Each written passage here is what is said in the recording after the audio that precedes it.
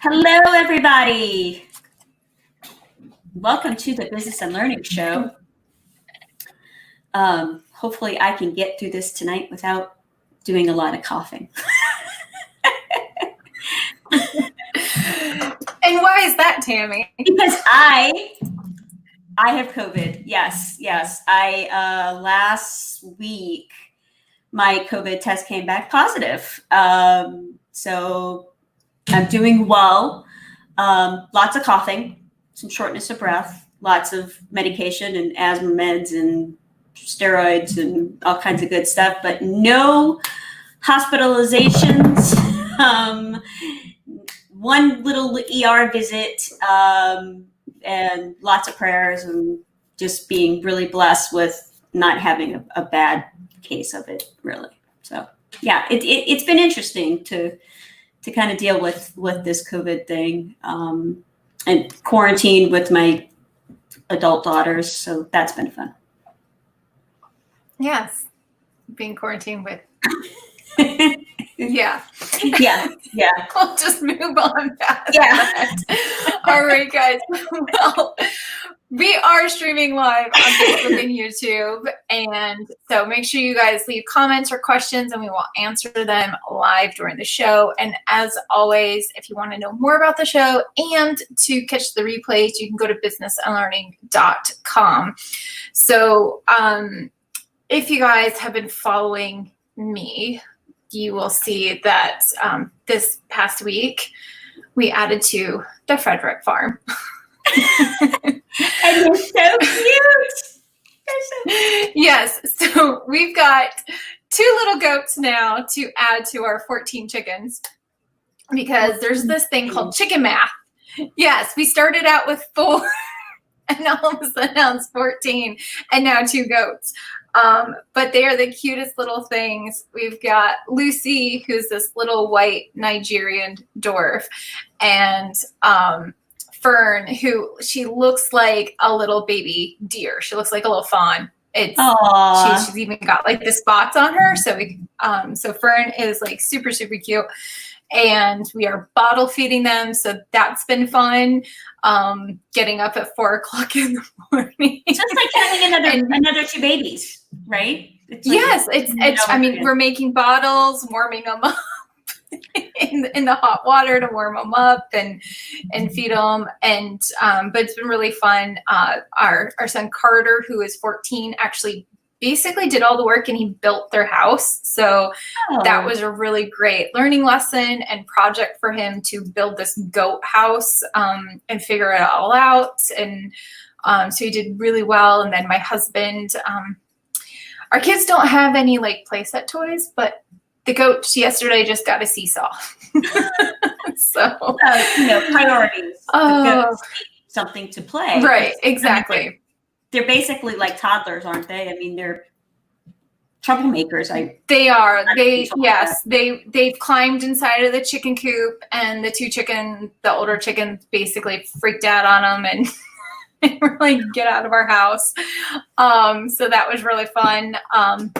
They've been trying to climb the trees, and they run around and jump, and it's very entertaining having them. So if you guys need entertainment during quarantine, get yourself a couple of like little baby dwarf goats, and yeah, there you go. No TV required. So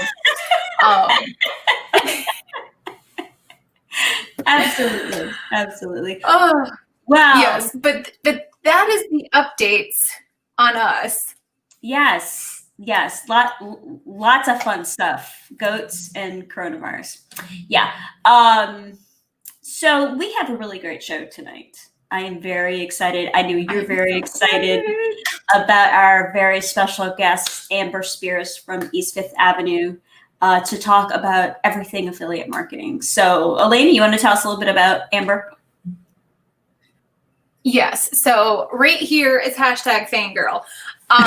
Because I have been internet stalking Amber now for a couple of years. I actually met her and her team a few years ago at Traffic and Conversion in San Diego. And got to hear her speak, and it was really cool because I've been in affiliate marketing, and I know Tammy's has done affiliate marketing. I've been doing it for 16 years as the affiliate, so the one like using the link and getting the commission payment. And it wasn't until recently that I started thinking about the other side of it and the benefits for the company and everything else. And when I got to see Amber Spears speak, I was just like, she's got it. Like, she knows what she's doing. And she created the Spears method. So she has a whole entire course and just a way of doing things with affiliate management and recruiting people and just the connections that she made. And her company has done over 32 million in sales and has generated companies over 5 million leads, which is just like mind-boggling, totally mind-boggling. And not only that, she does all that. She runs a multi-million-dollar company here, which is an affiliate management company called East Fifth Avenue. But she also has keto cookbooks. She's got Wicked Good Keto and the Bacon and Butter cookbook. So like, seriously, like if you couldn't be any more diverse, like that is Amber. And we are so freaking excited to talk to her today. Hey, what's up? Hey, welcome to the show, Amber. We're so happy that you're here tonight with us. Thank you so much. It's totally an honor to be here. Like I feel like I fangirl over you guys. So this is thank you. That's awesome. Yeah. So before we kind of dive into everything affiliate marketing, can you tell our audience a little bit more about you, how you got started and all that kind of good stuff? Yeah, I've been in like digital marketing for probably 14 years now. I started working with my business partner in East Fifth, Alona, selling search engine optimization door to door. So it was not a very glamorous job by any means. I was selling like $75 a month search engine optimization packages to like chiropractors and dog groomers and stuff like that in Tucson. And, we built up from there.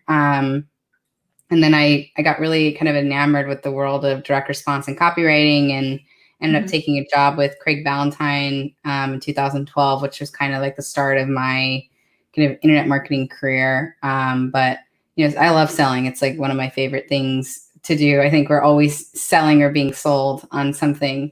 And like I like high touch, high ticket, ethical based selling. And I think that you can do that in any kind of realm that you live and work in, like whether you're doing affiliate marketing or paid media or, whatever in terms of marketing. I've kind of refined myself down to, like affiliate marketing, but it's because I enjoy like the relationship part of it so much.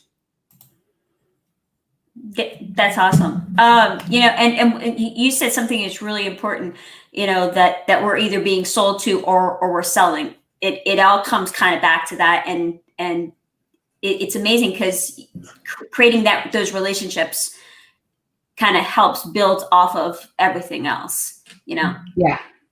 And I think we've had stats. I'm sure we've all read them. Like something like 67% of people stay with the company because they like the salesperson that sold them into the company, not necessarily like love the company's product or services. Right. They like the relationship they had with their salesperson. And I found that to be true, time and time again. Yeah, that's awesome. So can you, so for those of us or those out there that are not familiar with affiliate marketing, can you tell us exactly what an affiliate program is? Would it be safe to call it a referral or a rewards program? Yeah, that's interesting. So for me, I feel like affiliate marketing is like a type of revenue stream. Like when I look at a business, whether they're completely offline or whether they're completely online or whether they are a hybrid of both, I always look at how they're getting their traffic sources and their lead sources. And, I always get very nervous when I see that companies are relying on one or two kind of lead sources. Like, for example, maybe they only do paid media and billboards or something, right? Or only billboards. And that's what they do. So I look at affiliate marketing as a revenue stream that you can add into your business. And it works even at the local level. Like I've done this with, BNI International, the BNI and like all these other things. Like I've been in Toastmasters, I've been in BNI, I've been in all these, in other words, I started on a local, level. And I really think that, affiliate marketing is a revenue stream. It should be looked at as a revenue stream in your business. And yes, it largely grows off of referrals. So I think in that sense, referrals has a lot to do with it, but I would look at it as a revenue stream that you don't have to prepay for typically. So, 9 times out of 10, if not more, like an affiliate, like revenue stream is something that you basically set up an agreement with your affiliate partner, who's somebody that works for you on all commission. And oftentimes in our industry, these are other businesses. So there are other businesses that are endorsing my product and they get a percentage for anything that, we sell essentially. Right. So it's not something where like on Google, you're like prepaying, you're basically telling the algorithm, or on YouTube or what have you, you're telling the algorithm, here's how much I'm willing to pay for this particular customer. So you're actually paying for it first and then you acquire the customer. Whereas on affiliate marketing, you're going and making and negotiating a deal with another company or person and making an agreement that they're essentially going to work for you on all commission. You collect the money and then you give the money out. So it's one of my favorite revenue streams for that reason, because I think it's it's recession proof, right? When in a time, especially right now, they're trying to draw back their money and save it and stockpile cash. This is a great way to continue to grow your business without, putting cash out first. Right. Absolutely. And I love that for a company, when they are drawing back, or when they've spent, say, all of their money on their next inventory order and they really don't have that, it's a great way to add that in, where they have an entire sales team that only gets paid when they perform. So they're not having to hire people paying salaries or base pays and things like that. It's all stuff that you can, any business, it doesn't matter what it is, any business can add this, and you don't have to have that upfront money saved up and the salary and employees and all that other stuff. So that I love that. So you were saying like both offline and online, whether they're doing billboards or whatever, and a lot of the business and learning audience, they have brick and mortars. Now, some of them have now started, with everything going on, they have added that e-commerce in there. So there's a lot of the online stuff. But how does an affiliate program translate to offline for those brick and mortar who are service-based, salons or lawyers or financial advisors? How does it translate to a more offline business? Yeah, so I think on a local level, it's very much on referrals, right? I think that's how you kind of build it. But like, let's put financial advisors and lawyers to the side because they have their own, stipulations of the law, right, on how they can grow their business. So people that are under strict requirements of the law, I think, they should still do this and think of a way to do it within the confines of the law. And the only reason I know that is I had a bunch of lawyers and financial planners and insurance agents on my roster when I first started selling SEO. So I know that they have restrictions. But if we take like a salon owner, for example, what I would do is, here's a good example. One of my friends here in town in San Diego is a blonde extension specialist, right? So she's had a very successful salon for a very long time, and she makes her money in a few different ways. And she keeps her, revenue stream going with new clients by basically doing like an apprenticeship program where she'll teach people to come in and do high-end hair extensions for a year. They have to work inside of her salon for a year. And she tells them, like, I'll train you, and then you can go off and do your own book of business, but you're going to be branded as Autumn Houston, the salon's hair extension specialist, which is widely known in San Diego as one of the best in town. Right. So she gets good labor, right? And she gets people at a discount. She teaches them, and then they go out and they make referrals to her still for tough cases, or, they'll send her things because she has more chairs in their salon. So they'll grow it that way. If I were her, which I'm not, and I've talked to her about this, and she has too much. Maybe now, that COVID happened and she had to shut her salon down to be more open to it. But like, if it was my business, I would have walked that whole area. It's very busy, and like talk to every, flower shop. I would talk to every single person in my general vicinity about getting, referral cards over so that when I got them, I could give them, like a $50 Amazon card. If the flower shop sent me a client, I would, pay them like a CPA, right? Or a finder's fee, and just make sure that everyone in that area is referring me to, are referring to Autumn Houston, the salon, right? So I would talk to my car insurance guy. I would have him making referrals, and I would do referrals back to him. I would talk to, my landscaper and have him making referrals, and, me making referrals to him. I would talk to every single person that I interact with, every single vendor, and have that set up. So from a local level, like, I think that's very, very possible, to do, and set up an agreement that's trackable, because you get into a lot of trouble if it's not trackable. So whatever way that is, whether you're manually tracking it or whether you have like a little coupon code system, like whatever that is, track it, and, make sure that people are continuously making money from you. And then you can do the same thing, right? So if that's your landscaper and he's making referrals to you, then you should be making referrals to your landscaper, right? And it should be easy, because it should be people that like, and trust.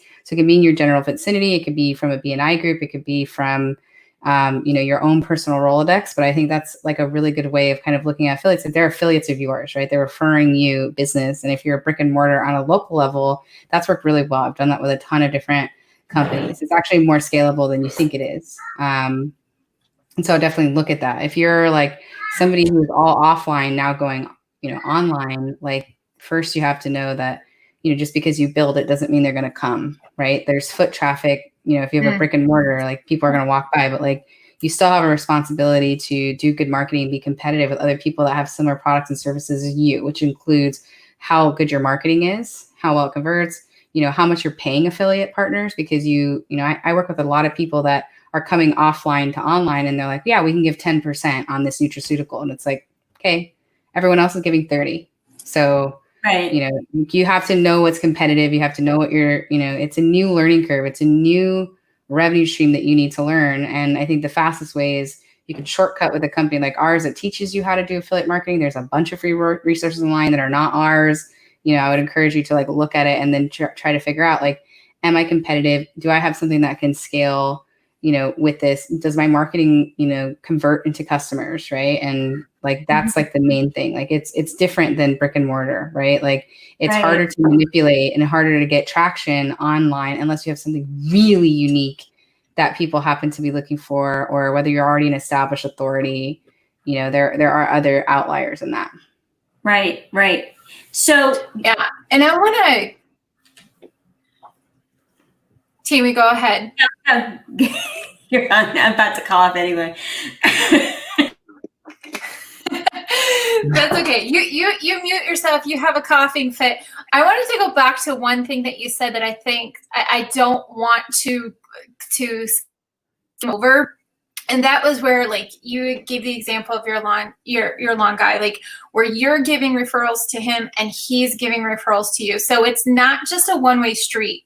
Like, that's one thing that I love about what you do and what you teach, is that it is connections. It's not in there for you to take. Yeah. You've got to be a giver. And make sure that it's, reciprocal, that it's, you're giving more than you get, really. And truly, because then it just really comes around. So what are different things that we can do to make sure that that is a deep, lasting connection and it's not one-sided? Yeah, I think the first thing that anyone should be doing with anybody that they're in a relationship with, whether it's a business partnership or whether it's, a friendship or, whether it's a love connection, I think we all need to be talking about, what are our expectations for this relationship? Like, let's set the table, right? Like, what do you expect from me? Do you expect me to only refer you if someone needs their lawn cut?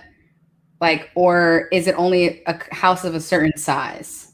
Right? They, what I mean? Like, is it a certain type of job? Is it a certain type of job in a certain type of town, in a certain part of town? Right? So just like really getting clear on what's the expectation.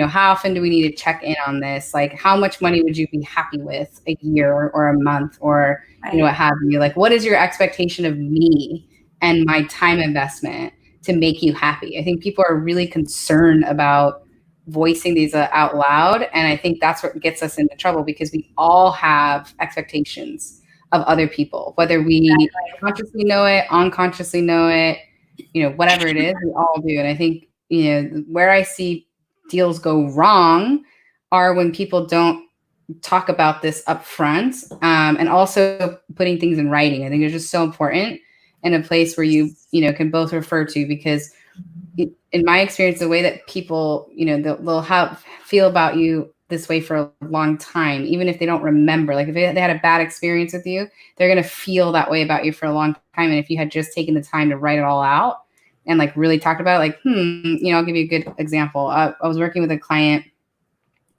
a couple years ago, and she had a great offer, super, super high converting, tested really well, but she was new, right, to the industry. Yeah. And we were like, okay, let's sit down and talk about your expectations. You pass all the metrics, like your offer converts well, your opt-in page is fire. It's a super niche product. It's a super needed product. You're an amazing face. Like you check all the boxes. So like, I think we can help you scale this. What's your expectation? And she was like, yeah, my expectation is 40,000 opt-ins a month. And we're like, okay, great. Let's look to like, what have you done historically? How big is your list right now? She was like, well, my list is 20,000 people. I'm like, okay, Yeah. like there's something missing here, right? It's not anchored in the realm of reality, right? So if I came to you and I was like, if I doubled your list size in 5 months, would you be happy? Took her, 2 years to build that. She should be very happy, right? But if she was banking on me doing 40,000 opt-ins a month, effectively doubling her list size every single month, like then that's a different situation, right? But if she had come to me and been like, hey, my list size is 20,000, I'd be really happy with 5,000 opt-ins a month. I'd be like, okay, that's a little bit more doable. Sorry, there must be someone at the door. It's fine. My dogs are going crazy. The joys of life. Yeah. No. But I like what you're saying about having those expectations kind of laid out, so that when you're doing the referrals and they're doing it for you, that everybody kind of knows where everybody needs to be, so that you're just not sending referral after referral that's not going to work for you, that you're going to get the kind of things that you're looking for your target market. That, if I want to, let's say, a hair salon, and I only want certain types of clients, I only want to work with people who have curly hair because that's my specialty, then those are the referrals that I'm going to want to have come in to do that. So, and I think just within the world right now, the way the world is right now, it's better just to kind of put yourself out there and say, these are my expectations for what project we're working on, with the affiliate marketing that we're trying to do, the referral program that we're trying to do, and then kind of go from there. I like that. Yeah, I think that's the main thing. Is like, be clear on what you're looking for, right? Like people want to help you, but there's a huge difference between saying like, I work with female entrepreneurs, then I work with female entrepreneurs that have a 7-figure business that specialize in, the personal development niche, that do X, Y, and Z. Like it's just so much more clear. And by the way, here's who I am looking, I'd love to work with like a Marie Forleo or whatever. You know what I mean? Like, I just think that, people are not very good in general about talking about what they really want and expect from you and themselves. And so it just gets us all in a quandary. And people do want to help. They want to give you what you need, but you need to voice it. Right. Exactly. Absolutely. Yeah. I think, and I would say that's very huge, because when I became more specific in my own requests to people, the caliber of the people then being referred just came at such a much higher level that actually matched what I wanted. They weren't, really crappy leads. They weren't like, yep, well, they could care less about this, or they could care less about this. So I love that, making sure you're very specific, and that should also help too. If you can be specific, that means you also know who your target audience is, which means your marketing, like it goes back to what you said before, your marketing, your advertising, all those different puzzle pieces are actually working together, and they're very seamless. So everyone make sure you're specific in what you're looking for and who you're targeting. Yeah. we do have a really good question for you, Amber. This is from Felicia. She's a small business owner, and I would say I've probably seen this question a dozen times, and I bet you have heard this question 1,000 times. So she said, I'm really overwhelmed with starting a program. Do you have a training program you recommend? And I think that's, one of the things you said earlier was, you can Google it and stuff like that. I've Googled how to start affiliate marketing program, and like a million results later, it is very overwhelming. So where do people start, and how can they just get in there, dive deep, and start doing training? That's a great question. I think first of all, it would be helpful to know like what industry she's in, right? Because it's not as helpful for me if it's just like general, but I can talk general. We have training programs, right? So ours are great for people in the health, wellness, financial education space. And we have a lot of affiliates that we work with that we can, introduce you to and train you on things like what's a good conversion rate in the industry? What are good landing pages examples? What types of, tech platforms can you use? All that. But I would say before we get into the nitty gritty of that, it's important to like zoom out and really think about like, what are your intentions in building this? Like, what do you expect revenue wise? Because if you can maybe double your pricing and hit your revenue goals right now, like maybe doing affiliate marketing and learning a whole new revenue stream right now, it's not the best idea. If you could set up a good referral stream of other, practitioners or educators, or I don't know what your business is, that can send you good leads instead, perhaps that would be a better place to start instead of you, learning a tech platform and taking your business online. So I think the main thing first is to get clarity on how much do you expect to make from this? Is it replacing something? How urgent does it need to be? Like, do you have connections here? Is it just a simple training thing? Like, there's just so much that goes into it. And also, what other things are you doing? Because I'm a business owner and I have a lot of stuff on my plate, and I know you guys do too. Yeah. So like, it's great to add on, like we're type A personalities, I'm sure, because we're entrepreneurs. So it's fine to add on. I have, my shoulders are broad and I can put a lot on there, but it doesn't mean I'm doing all of it well. And I think that's the other thing is like, really get clear on why you're doing it, how much time investment you have, what team you have, or if it's just you, because if it's just you, then you're the affiliate manager, the tech person, the strategist, the outreach person, the onboarding, right? Yeah. There's a lot. Yeah. Whereas like you might be able to say, hey, I need to replace $10,000 a month in my business. I'm a local business in town. I've got great connections. I'm part of the Chamber of Commerce or, NABO or like whatever. I need to get more aggressive in my community, get referrals, and that will replace this income. Or, maybe I charge more, or I offer more upsell products to my current customers. Like, I just think like it's just so important. I see so many people just going shiny object syndrome and bouncing through this thing because they think it's going to save their business. And it's actually very sad because it takes quite a bit of time. Like I've only seen 1 or 2 people roll out an affiliate program. It's a hit right off the bat. It needs constant revision. The funnels need adjusting, like the copy needs tweaking, the headlines need work, like the sales pages need, revisions and salespeople looking at it. It's just a lot. And you're never going to hear me say that this is the best get rich quick scheme or, the thing that's going to, transform your business overnight. It certainly can. And if you have money to invest in shortcuts, like trainers like me or programs like Traffic Tribe or Affiliate Accelerator or what have you, and the money to pay for an experienced team member to come in, an experienced JV manager with a big book of business, like there are shortcuts, but you still need to know the foundations because in my experience, like, we spent $122,000 in 2019 on vendors because I was too busy and I was like, I'm just going to outsource the copywriting. We're just going to outsource, all the funnel development. We're going to outsource people writing in my voice. And like, we're also paid a media buyer like $40,000 just in media spend, not to mention her retainer. It was an epic flop because we didn't know what we were doing. We went in a bunch of different directions. We were just trying to get rid of the pain. And I really needed to learn what a good webinar was. I really needed to learn how to train someone to write in my voice. I really needed to learn all these other things. And, it's not their fault that their stuff didn't make me a penny and it cost me, you know, a ton of time, money, energy, and effort.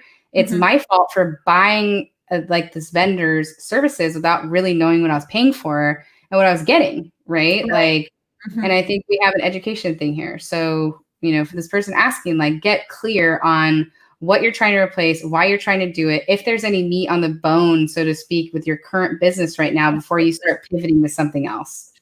Absolutely. I mean, yes, yes to everything. I feel like we need to give Amber like a mic so she can just drop it right now. Don't do anything with your blue. Like don't touch that. No, please. Seriously. But that is so freaking powerful though. Oh my goodness. Like I need to just take a moment right now and digest.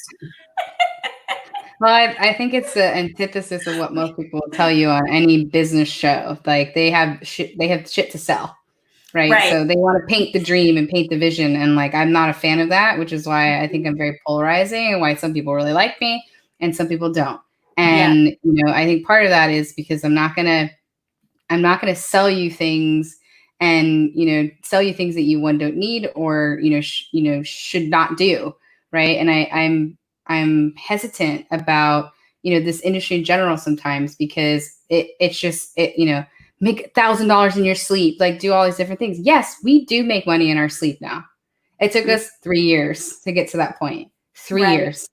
And we do, you know, have a comfortable lifestyle. We have doubled in size and in revenue every year.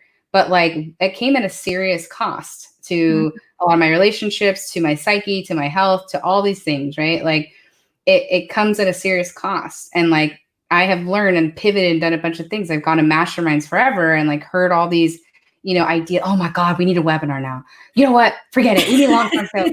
You know what? We should just like do radio. You know, it's just like, and then you start to really think about it. It's like, wait a minute. Like I need to slow down and really think about like, you know, what's currently working, how to double down on that, where money is leaking right now and stop those leaks. And then think about like what really makes sense with my current capabilities, what I have to spend, how much time investment I have, like all of that, and then make a decision. Absolutely. Amen. Amen. That's all I have to say. We're healed now. I haven't heard you cough since I said that. There you go. So we're going to switch gears here just a minute because I think Elena needs a minute to just kind of get all that in her head. So we're going to switch over to the rapid fire portion of the show. Super easy, whatever. First thing pops in your head. We just like to, you know, kind of get a little insight into our guests. My psyche. Yeah. Okay. So the first, figure you out. So the first thing, I kind of already know the answer to this question because we heard them. Do you have any pets? Yes. Yeah.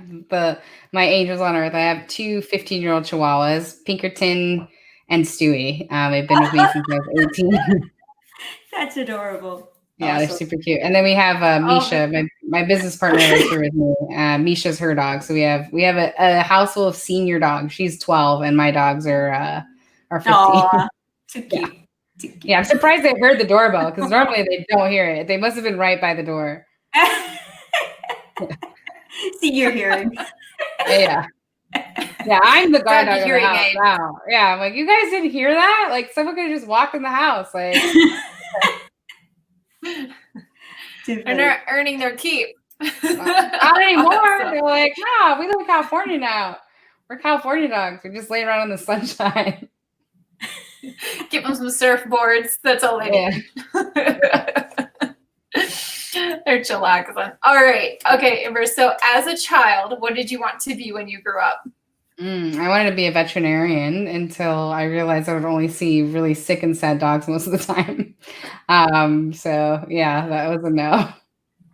Aw. A child who knows reality. How awesome is that?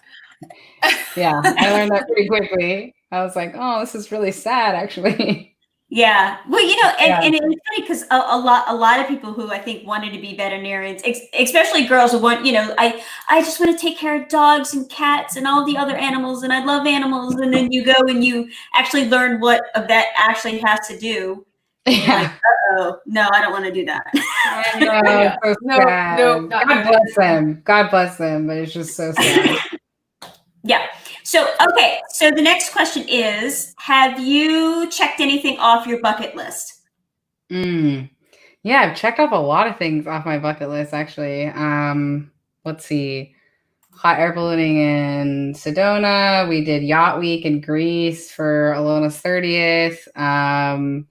Man, I've done so many. I've traveled around the world a bunch. It's been really great. So those are big bucket lists for me.